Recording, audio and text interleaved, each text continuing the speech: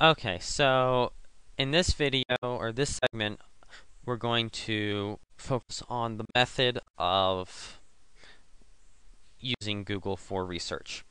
So in the last segment, we found this website up here. It was from the Treasury, and we thought it was a good debt source, and we confirmed that, oh, look, it's $1.16 trillion in May. And the cool part about this document is it shows all of the countries that are the major holders of the United States debt. So this would be good for many international debate resolutions. So here's our source, and for this particular one, since it's basically a chart, I would print the whole thing out, just highlight it all, and print. And I happen to know from this text document, just looking over it for a long period of time, they update it maybe quarterly or they update it regularly. So if you came back in, say, December, last year's results from about May to September would probably be gone and replaced with the next year's results. So it might be good to save this file to your hard drive. Anyway, we kind of went through the method that I like to use for research already by opening up this tab. What I like to do is, if I see a good source, and I'll filter out a couple here, go 2007 is our date, and yeah, we'll use that. So here we have, this is still file type PDF, and we will use this one. That looks like a good source, and so does, let's see here. This looks like good. This is like a hearing of some kind, implications and repercussions. And then we'll go to site heritage.org. This is the way I like to do research, where I go through and open up as many tabs as I can on related searches, like from site.heritage.org to file type PDF. That's a similar search, but I wouldn't want to delete this search and go to, let's say, I don't know, FDA relations with China. I want to keep this open so I can come back and look at it. But now I can go through this and block evidence from it. So, zoom out. And this is a congressional research report. And the summaries are always good to read in these. We can say a gradual decline in U.S. holdings would not have a negative impact on the U.S. economy. So this would be a pretty nice quote. It's only one sentence long, but it is a neat quote that we could use.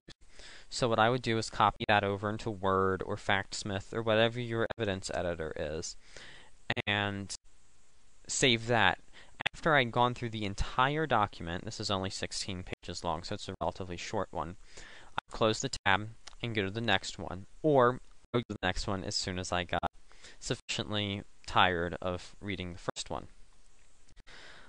So, after going through all of these tabs, collecting evidence, I would have a pretty fair-sized collection of evidence. Then once I finish up that, I know that I have gotten all of the reliable sources or all the good sources that I am interested in from this search query, and then I can highlight it, delete it, and go on to something like China FDA relations. And I wouldn't have to say, well, was there something I missed in the debt search that I did?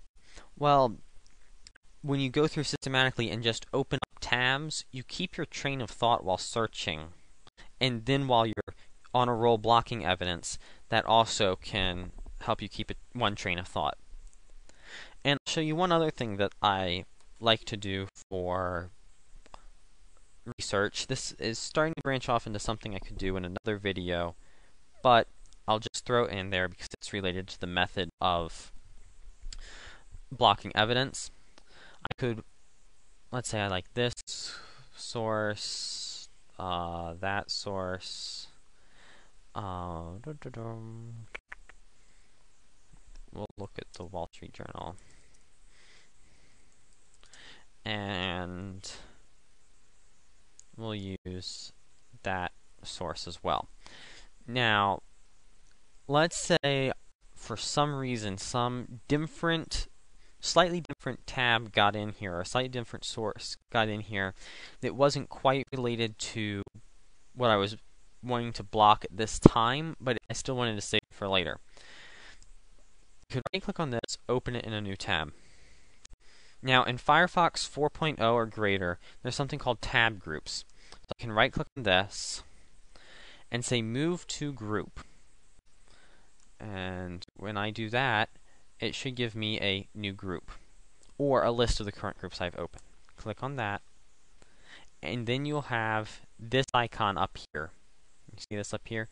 Open or accessible. And you can see that there are two fields with tabs in them. And I can click and drag tabs from group to group. I can rename the groups. Category 1, Category 2. Whoops, back to this. And if I don't like a tab, I can close it in this group editor, resize these groups to make them fit nicer, whatever. And this works really nicely for organizing large number of tabs. Now, you can see here, I can put these two tabs in this group and these two in another. When I open up this group by clicking on a tab, I only have two tabs showing in Firefox. This helps to corral or to manage the large number of tabs that you will get while researching, so that you're not having to scroll back and forth between different tabs on your tab bar. So that is another thing that I like to do regarding my method of research. So I hope that this video has helped you and has given you some ideas on how you can use Google to improve your research technique for the upcoming debate season.